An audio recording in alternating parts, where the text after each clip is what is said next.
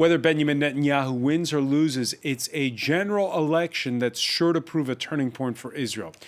Either Bibi wins a record fifth term in office after a campaign where he pulled out all the stops, going so far as to promise the annexation of all West Bank settlements. Will the two-state solution be officially dead and buried when the ballots are counted? Part of it depends on how far to the far right Netanyahu has to go to form a cabinet, after what's already been the most right-wing government in Israel's history. Or 23 years after his first election as prime minister back in 1996, this time it would be all over for Bibi, who would then have to go away and face corruption charges, while a centrist alliance led by a former army chief of staff forms the next ruling coalition. What do Benny Gantz and Yair Lapid stand for? How different would they be from Likud? What impact on the Palestinians? And how is this election playing out here in Europe, where the Jewish community is divided over whether a growing anti-Zionist sentiment is to be equated, as Netanyahu argues, with anti-Semitism? What does the rest of the world make of this Israeli election? Today in the France 24 debate, we're wondering if Bibi can be beat. And joining us is Rachel Broyd of the Likud campaign, who is with us from Tel Aviv. Thank you for speaking with us. Thank you so much for having me. HAGAR SHEZAF, journalist at the Israeli daily newspaper Haaretz, is also in Tel Aviv. Welcome to the show. Thank you very much. Great to be here. Chiara Ayad, researcher at the Arab Reform Initiative, is with us as well. Welcome. Thank you for having me. And Anne-Sophie Saban, director of the Paris branch, or should I say the France branch, of the American Jewish Committee. Welcome to the show as well. Thank you for having me too. The France 24 debate on Facebook and Twitter, hashtag F24debate. Yeah, polls close at 9 p.m. local time in Israel. Surveys, which 4 years ago proved wrong, predict a very tight contest. Suspense played up by the incumbent during one of his last campaign stops on Monday in Jerusalem. At the moment, we are behind in a few mandates. Lapid and Benny Gantz are leading. The only way to ensure to close the gap, to make sure the Likud will form the next government for sure, is to have a large Likud. So, Rachel Broyd, the rhetoric, we saw it again with today, the prime minister's made statements saying people have to get out to vote because otherwise we're behind. What exactly is the information you have as far as turnout goes, for instance? So the last number that I received was that voter turnout was at about 52%. In areas where Likud is normally very popular, there's a lower turnout. So it's, from our perspective, very important for people to get out there. I have a lot of activists really pushing people to go vote. There are a lot of people who were working today that are being pushed to go vote as well. And it is important that every vote counts. It harms democracy when people don't vote. There's also this controversy regarding in Arab areas where there have been these concealed cams by some of the election observers from Likud. There's been a complaint filed saying it's intimidation. What have you heard on this? So there was a complaint filed, and in fact, the Central Committee did not side with that complaint. They, in fact, ordered the people to return the cameras as long as you are not videotaping people in the voting booth. And you have a real fear of actual fraud, which we unfortunately have seen in certain polling stations that there has been some fraud. There have also been polling stations where Likud ballots have been stolen. People are not able to put in a ballot for Likud. You're seeing it especially in areas that are predominantly pro-Likud. You're seeing it in Petach Tikva. There have been reports of it in Haifa, reports of it in Jerusalem. And there's also been a complaint filed regarding those atrocities. Atrocities. Hagar SHEZAF, have you confirmation that there have indeed been stolen ballot papers, for instance? Yeah, there was I don't think there there's was a complaint confirmation. filed, and it has been confirmed. Hagar SHEZAF. I have received confirmation. All right, I want to bring don't in know if Hagar other parties SHEZAF have. now, We have please. received confirmation. Oh, sorry. Yes. So there have been complaints filed. It's true. To my understanding, it hasn't been confirmed yet.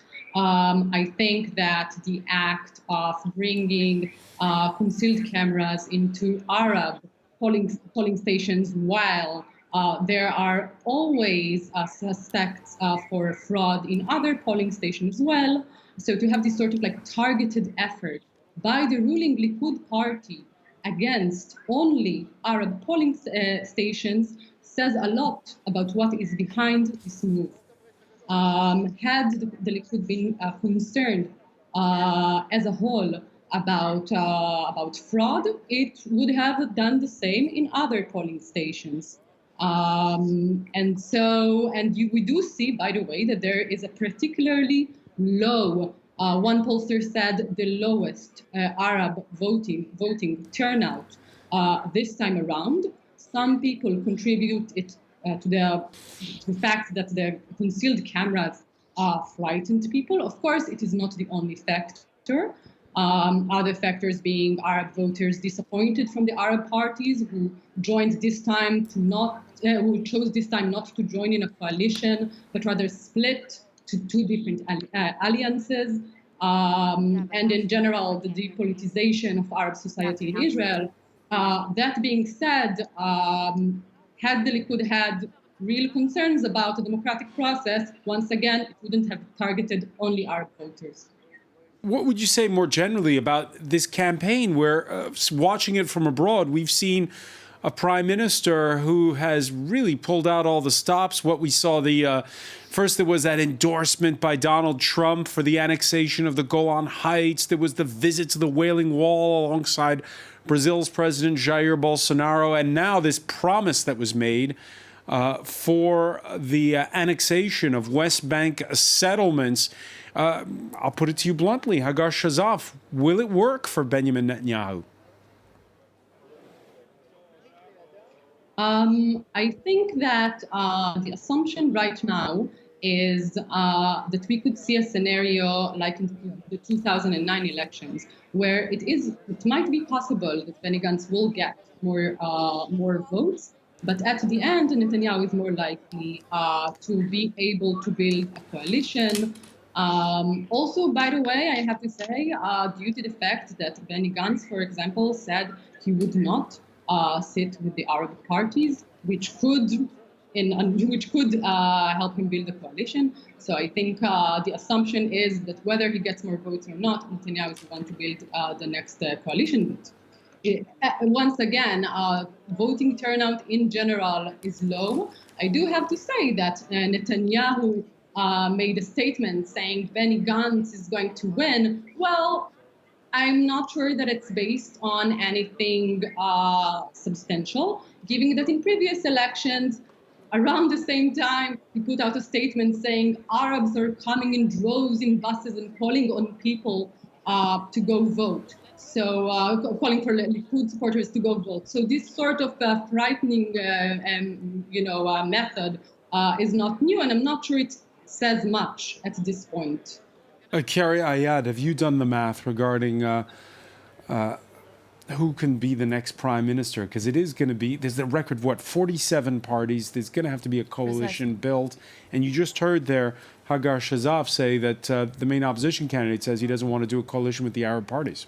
I think so far and where we are now, it still remains very unclear. I think we need to wait until the coalition building process, because as Hagar mentioned, in 2009, for example, Tzipi Livni managed to win the majority of the votes, but at the end she wasn't able to form the government. So even if Benny Gantz and the Blue and White Party managed to get the majority of the votes, it doesn't necessarily mean that that Benny Gantz will become prime minister. It all comes down to the process of the coalition talks in the following phases. However, I do want to comment on the issue of Arab participation and the role of the Palestinian or Arab minority inside of Israel in these elections. Yeah, 21% of the population. Precisely, which is a fifth of the Israeli population that have, in fact, campaigned, some of them have campaigned for the boycott of the elections, which is another factor, in addition to the factor discussed by and mentioned by Hagar, which is intimidation, like the use of the cameras in the polling stations, that has contributed to them not wanting to vote and participate in the election. But largely, this is tied to the feeling of exclusion, the feeling of unequal representation of the Arab minority in Israel by the Israeli politicians and the leading parties. Even Hagar mentioned a depolitization by some. Yes. Do you confirm that? Is that true? A depolitization in the sense that it's a people are just no longer interested in politics. People don't believe, or by people I mean I'm again referring to the Palestinian and Arab Israeli minority, that feel that they are still treated as second-class citizens even after they participate in election after election in the different political processes. They feel that they will constantly be treated as second-class citizens and unequal in the context of the consolidation of this Jewish nation state that represents mostly and provides a unique advantage for the Jewish people. They continuously feel excluded. So in this interview late last week, Benjamin Netanyahu pledging to extend Israeli sovereignty over West Bank Jewish settlements, adding that he didn't distinguish between settlement blocks and the isolated settlements. On this map, and Sophie Saban, we're seeing the areas that are in so-called Area C, where, in other words, it's the Israeli military and security forces that have full control over the security and basically they patrol these areas. De facto, is this the end of the Oslo peace accords, of the hopes of a two-state solution if this promise is enacted? Well, I would answer that there are two if in this sentence, meaning that it would mean that Netanyahu is elected and he's able to form a coalition which enables him to fulfill his promises, his actually last promises of the campaign. And I would also recall that he won't be the first leader to make last-minute political promises to convince the voters, and he won't be the last leader of Israel not to fulfill the promises once he's elected. So it's hard to project about the end of the two-state solutions. Netanyahu himself was in the past committed to the two-state solutions, and it will largely depend on the coalition he can form or not. And I would say that the conditions on the ground are still, a two-stage solution could still be possible on the ground. And also I will also add that we are also waiting for the Trump peace plan, the details of the plan, even though I know many observers don't have a lot of expectations from it. But still, this will also have an impact on whether the peace process can be reactivated, and some concession will have to be made to the Palestinian side as well. All right. So, yeah. And so I see Chiara shaking her head. Before I turn to you, because unfortunately Hagar Shavaz has to leave us in a few minutes, I want to turn and your reaction. Can we say that come what may, it's the end of the two-state solution?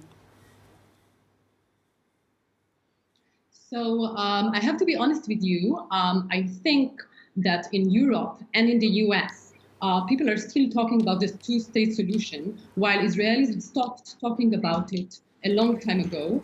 And the younger generation of Palestinians that I know have maybe not stopped talking about it completely, but is seeing that on the ground what's happening is actually, settlements are expanding, and there's it has become more and more difficult to imagine a two-state solution especially with a government that is obviously unwilling to deal with the consequences of what it would mean to evacuate such a large number of settlers. I would, though, have to say that Netanyahu has sat in a government for the past years with a lot of people who support, like Ayelet Shaked, for example, who's the justice minister, and Naftali Bennett, who was the education minister.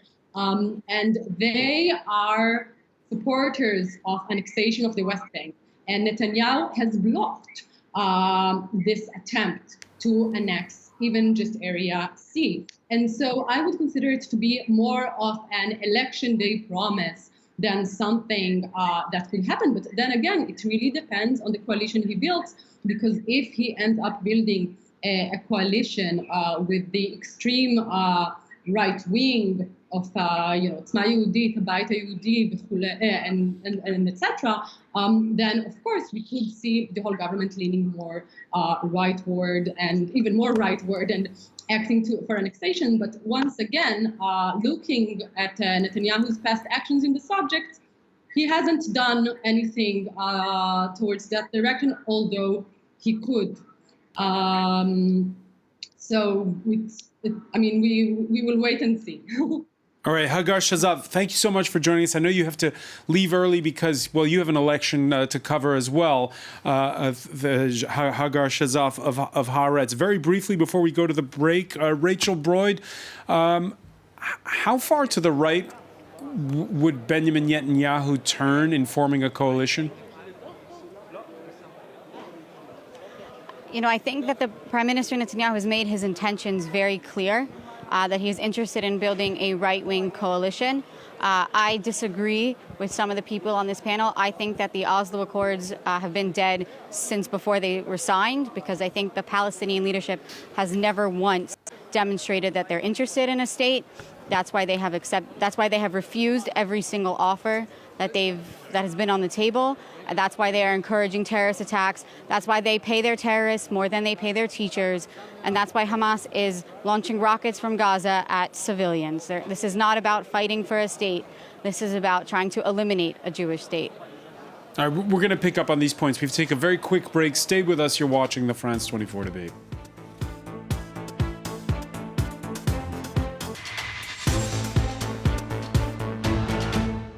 Welcome back, or welcome if you're just joining us. It's the France 24 debate, and we're counting down to the close of polls in Israel. Benjamin Netanyahu seeking a record fifth term as prime minister in a general election that is hotly disputed. With us, Rachel Broyd, who is with the Likud campaign of the outgoing prime minister. She's at Likud headquarters in Tel Aviv. Welcome back.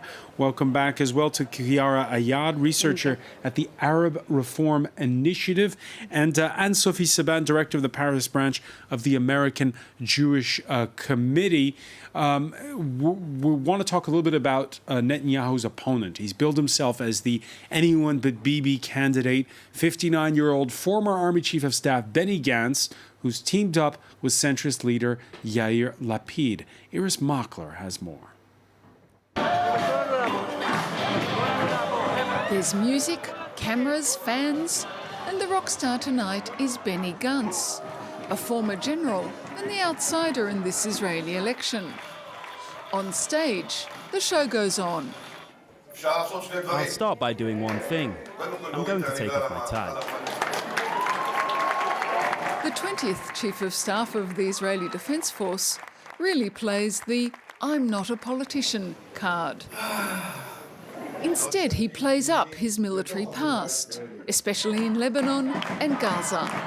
We can't be compared to just any other country. Security is our number one need. All the generals are more liberal and more open-minded than the government.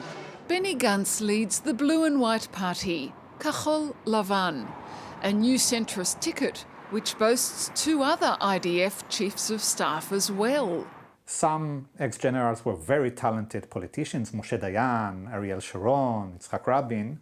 If you've got a party with three former IDF chief of staff, So it has the ability of manage Israel's security issues quite well. Another political newbie is Tal Russo. He's also a former general running for the Labour Party. People know you work, and everybody, all the relations, they know what you're doing, what you did, and it's helping. If Tal Russo joins the next government, he hopes to be Minister of Agriculture. And if Benny Gantz becomes Israel's next Prime Minister, it will be because this election has become a referendum on the performance of current leader Benjamin Netanyahu. Well, before we turn back to the rest of our panel, let's cross to blue and white headquarters in Tel Aviv. France 24's Nadia Massi is there. Nadia, what's the feeling where you are about how this election day is going? Pretty positive from people I've been speaking to here in Tel Aviv today. I spent the day following the Gantz campaign around, waiting for Benny Gantz to speak at a polling station in central Tel Aviv this morning, and then going to another polling station where his colleague Yair Lapid also spoke. Now, I heard Yair Lapid there saying that this was the moment to finally bring Netanyahu out of office after an entire 10 years in that job. And they are pretty optimistic today, despite the fact that much of the electoral maths does appear to be against them when it comes to coalition forming. What the Blue and White campaign have been saying to people is, look how remarkable this is. This is an alliance that was only formed back in February, and we are polling apparently neck and neck with the Likud party that's been in office for a decade now. And but that it is true that the odds are clearly stacked against them in this election. The Likud party has already managed to tie up a number of deals with some smaller parties on the far right, meaning it will be easier for Netanyahu to try and form a coalition, assuming the polls come out with the two men relatively neck and neck when polls close a bit later on. The challenge for Benny Gantz's Blue and White party is to try and find a way to keep the left on side, the Labour Party that's really struggled in this election, the further left Meretz party as well, while also trying to get Kolani, a centrist party, on board as well. That's going to be a really tall order for this campaign, and it probably won't be enough to get them over the line later on, but we'll have to wait and see. It is voting still going on. We've got another couple of hours here to go here in Tel Aviv, and where I am for the moment, people here positive, energetic and optimistic, they say, about how this is going. Yeah, optimistic. It's a campaign headquarters, Nadia. Overall, we know it's been, yet again, an acrimonious campaign. It's certainly been a pretty bitter and acrimonious campaign, yes. The most recent example was only today. Reports emerged that 1,300 cameras had been hidden inside polling stations, primarily in Arabic majority towns and villages in the north of Israel. Now, the Likud party, Benjamin Netanyahu's party, admitted that it had been involved in the installing of at least some of those cameras. Now, they said they feared that some of the that there were attempts to influence the vote by Arab parties, and this vote wouldn't be free and fair. So they said they had a right to place the cameras in place. Now, the two main Arab parties here are disputing that. The Electoral Commission still considering whether or not that's legal. But that really just highlights how fractious this campaign has been from the beginning. Benjamin Netanyahu warning Israelis, saying, don't vote for my rival Benny Gantz, because if you do, you may be bringing one of those Arab parties into office through that complicated coalition forming. So yes, this has been a very nasty campaign. Benjamin Netanyahu also attacked himself by Gantz on that issue of corruption. So yes, really, from the beginning, right up until tonight, this has been a nasty and very divisive campaign here in Israel. Nadia Massi, many thanks. We'll be checking in with you before and during the vote count throughout the evening. Part of our team that'll be with Laura Cellier in our special edition that's coming up later. Rachel Broyd, just before the break, we were asking you, I'll put the question to you again, just how far to the right will Benjamin Netanyahu go, particularly when it comes to this promise, this 11th hour promise of annexing Jewish settlements in the West Bank. Is that just electoral talk? He's been in office for, he's had 13 years in power all told. He's never done this before. Is now the time to do that? First of all, I think yes. I think the Prime Minister has made it very clear that he would like to form a right-wing government. The reason why in the past annexation hasn't happened is because we haven't always been able to. Israel is now in a unique opportunity diplomatically that it might be possible. And I hope that it will happen. And I diplomatically, what do you mean by diplomatically? Really want that to happen. I don't believe. Well, okay, great question. We have better relationships with Europe, with the United States, with Canada, with other countries that we've never had relationships with, such as Brazil and Chad. And we have a stronger relationship with India and China and Japan than we've ever had before. I think that, and the moderate Arab states, of course, I think that previously it just wasn't possible to really talk about annexation. And everybody was focused on this, mistake of just hammering in a two-state solution, even though the Palestinian leadership has never wanted a two-state solution. And I think that now is the time for Israel to annex the settlement blocks. Chiara Yad, where Rachel Broyd is right is that there have been lots of contacts between Benjamin Netanyahu and Arab leaders that we've seen over the past couple of years. Palestinians forgotten by the Arabs as well?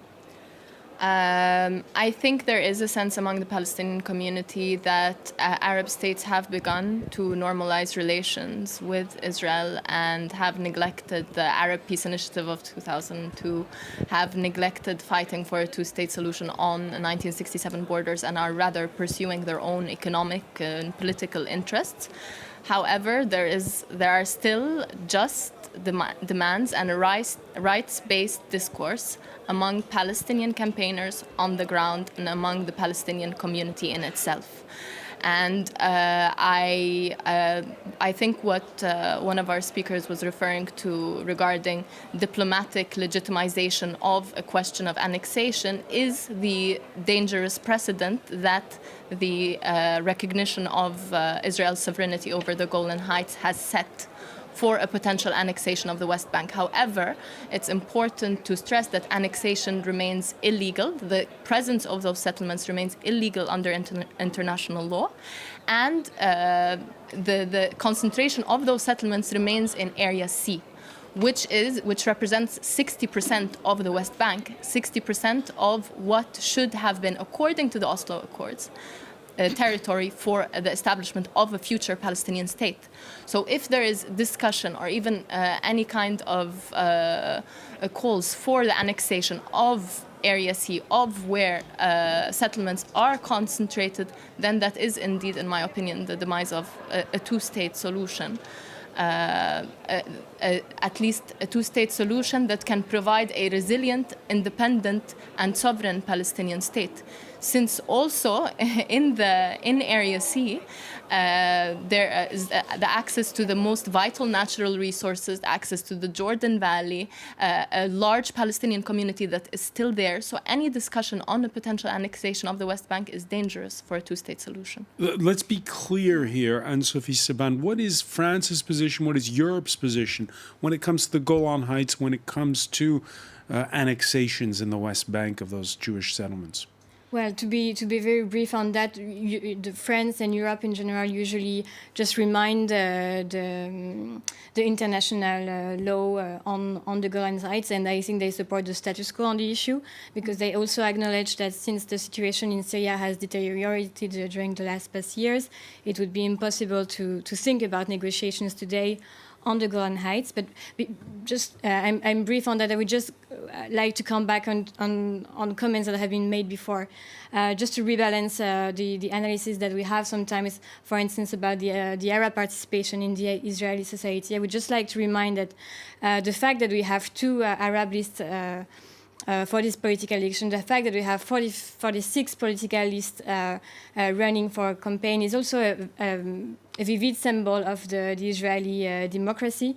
And I would also like to remind that the Arab population in Israel has made a lot of progress in terms of integration. We have there is. I would like to disagree with that. I think the case of the 1,500 cameras installed specifically in localities. Yeah, I can of also the Arab comment on that. And of course, and the singling out of the Arab population as a key threat to a party that is supposed to be representative of the entirety of the Israeli population, including the Arabs, this is the political in itself game discriminatory and not democratic. This is the political game of the campaigns, and of course, all the frauds during the elections should be condemned, and there's no doubt about it. Now, I'm just talking about the situation it wasn't a question of fraud; it was a question of monitoring the votes. Yeah, but it's not coming from the democratic institutions of Israel are still very solid and enables the Arab population to have the exact same rights as the other Israeli citizens. That's not correct. There are Arab judges at the Supreme Court. They go to the same university. They have the same right, and the fact that the Arab minority in Israel would argue that this is just a for the elections is also a sign of a vivid democracy in Israel. And I would also like just to comment on the. We have a tendency, I think, in Europe and the United States to think that to equalize winning from the right in Israel with the end of the peace process. And I would just like to remind that politics in Israel is much more complex, and the division between the left and the right is not necessarily linked to the conflict, and to remind also that some, of course, Yitzhak Rabin and Shimon Peres are great men of peace, but one has also to be remembered that some, even right-wing prime minister took important steps for peace. The peace with Egypt was signed by Begin. The withdrawal from Gaza was made by Ariel Sharon. So we just have to keep in mind that there is no.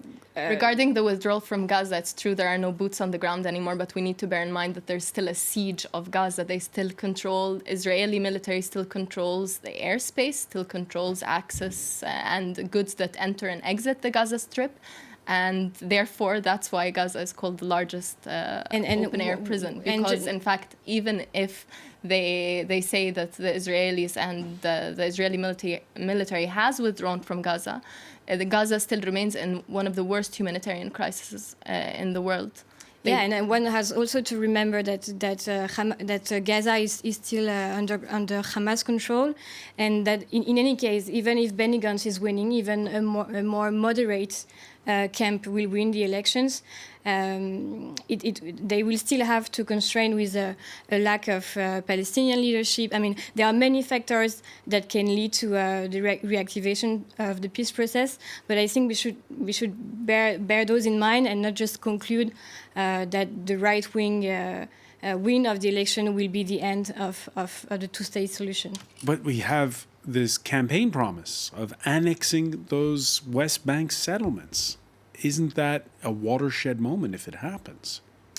I mean, if he wins and if he manages to fulfill his promises, of course this will be a major issue for the peace process. But again, it's a blow for the peace process.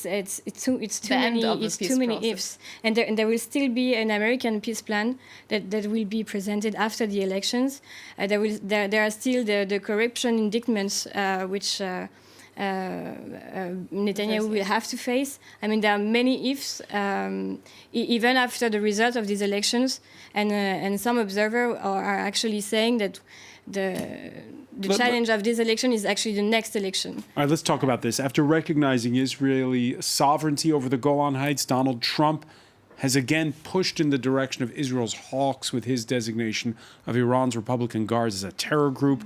Trump, who last week, while addressing Republican Jews in Las Vegas, expressed outright his penchant for Benjamin Netanyahu, the same day that Democratic presidential candidate Beto O'Rourke weighed in the opposite way. The U.S.-Israel relationship is one of the most important relationships that we have on the planet.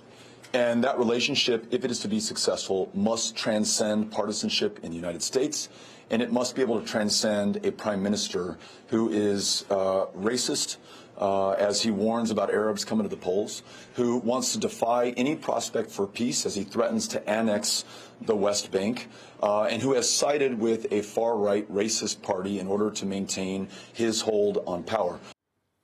And Sophie Saban, you agree with Beto O'Rourke there? Well, I wanted to comment on that too. I would just make that comment is that I think that any political interference from outside countries in political elections is not a good thing.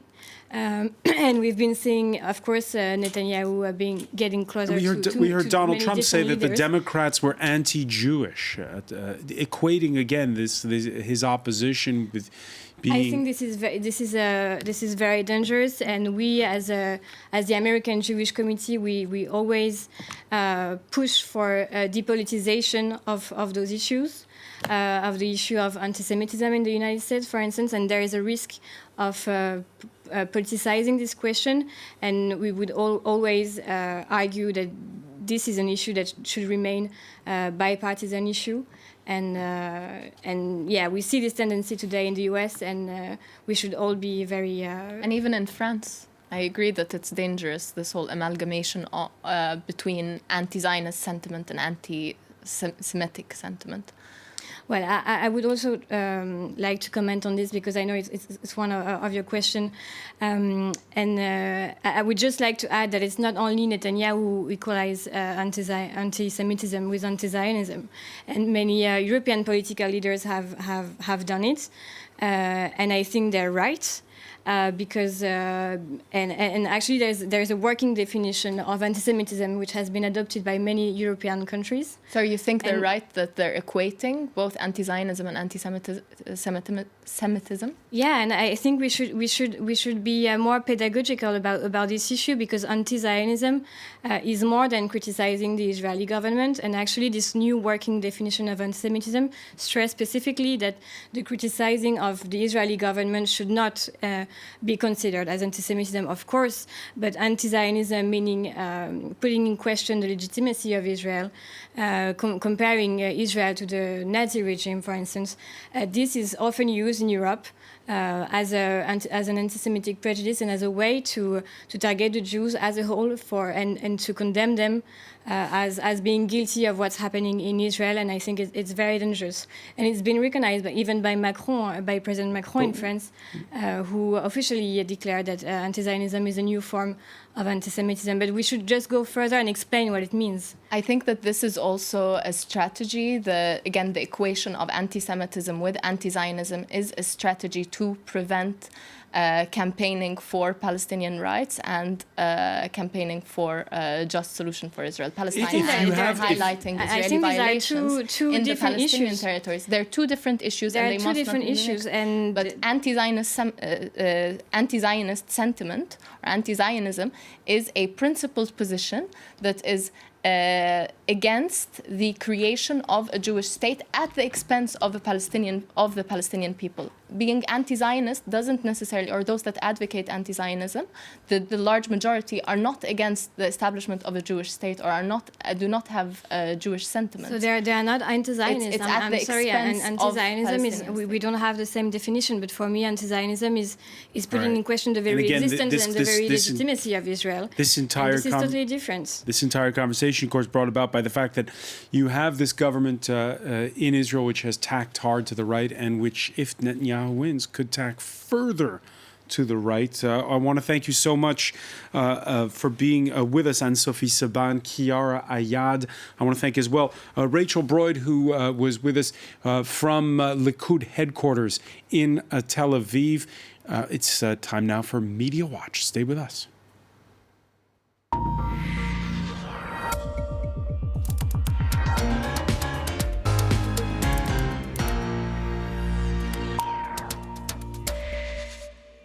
And we say hello to James Creedon. Hi, Francois. Catherine Norris-Trent, our reporter who's covering, who's at Likud headquarters, saying how during the campaign, the Netanyahu camp in particular, in the land of tech, very good at micro-campaign, the targeting on social media and stuff. That's right, and right up to the end of this campaign. And the Likud party has been criticised a lot for that, and Benjamin Netanyahu himself personally, because in fact his office has direct control over the National Cyber Directorate, and their operations are conducted almost entirely in secret. There was also a bill in the Knesset last July that was voted down by Netanyahu, which would have required companies like Google and Facebook to remove content. Now, some were saying that was a good thing for freedom of expression. Others were saying, well, actually, it was kind of a free-for-all online as a result of that. And indeed, there was a lot of aggressive campaigning, and as you mentioned, that micro-targeting of certain candidates. Potential voters of potential. That's right. So it's been pretty. I think you could use the word dirty. It's been a dirty campaign online, and that's been one headline that Haaretz is kind of summing up Netanyahu and Likud's defanging of social media regulation ahead of the election. Today, what we saw as well was that, candidates shouldn't be talking to networks in the final 24 hours. That's a rule in a lot of different countries. Right. But social media, what about social media? And we did see that Netanyahu was addressing his 6 million followers across various different platforms. Even at the beach, you can see one video here where he was with a microphone speaking on front of camera to assembled supporters, and this is going out to millions and millions of followers on social media. So that's certainly testing the limits, I think, you could say, of laws governing electioneering online. With a touch of humour as well, he was telling voters to get out of the water and vote Likud. It is, of course, a public holiday in Israel. And so people can vote. That's right. And they can also go to the beach and not vote. So I think he was a little bit concerned about that. All right. There's also, as we were talking about during the show, the hidden cameras by Likud activists in prominent areas where there's lots of Arab Israeli voters. That's right. So that did get a certain amount of comment online. Estimates between 1,200 and 1,300 cameras. It was picked up by various people filming right-wing campaigners at these stations. You can see here one Haaretz reporter, in fact, catching footage there of a guy with a camera, and these are sort of images of what those cameras would have resembled. And one source told Haaretz that the move was aimed to preserve the purity of the election and to ensure that Ram Balad, that's the Arab Slate party, won't pass the electoral threshold through falsifications. So you can see images of those hidden cameras there. So certainly that's those tactics are essentially the Central Elections Committee in Israel, their legal counsel said that polling officials could not film voters at the polling stations nor the voting process. So that's essentially illegal. And that those rules were flaunted by the Likud party. The Arab parties, which got a record number of seats last time around, there was some, though, this time calling for a boycott. That's right. And a lot of the time they do boycott the poll. 1/5 of voters are Arab Israelis. And I suppose with a campaign this year, in fact, there were something like 500,000 incidents of hate speech against Palestinians last year on social networks. So it's even more a climate, I think, this election than ever that might encourage Arab Israelis not to vote. So there is this piece of music by rapper Tamer Nafar. Now, what you have here is he's talking to his alter ego, debating whether to vote or not to vote. It went up online on the 3rd of April. It's had 74,000 views.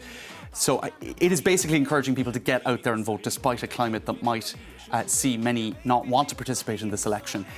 So that's one, I suppose, move that would be somewhat encouraging to get maximum participation in this election. And we'll have the results, the first results, as of 9 p.m. local time. James Creedon, I want to thank you. I want to thank our panel once again. Thank you for joining us here in the France 24 debate.